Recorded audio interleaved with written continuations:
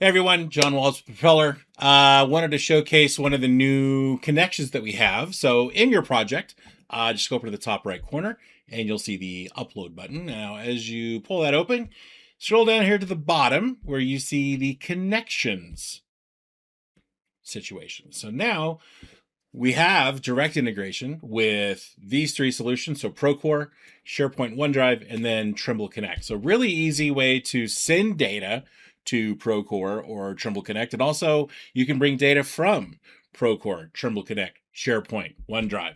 So really easy to do. So just click on the specific one you're wanting to hook up to. It's going to ask you to log in to Trimble Connect. We got a successful connection. Just select your folder. Just select your files, hit import design, and within just a few seconds, your designs will be lined up with your topo in Propeller. Happy Friday. It's about 5 o'clock. I think it's time for me to head out. Have a great weekend, and we'll talk to you soon.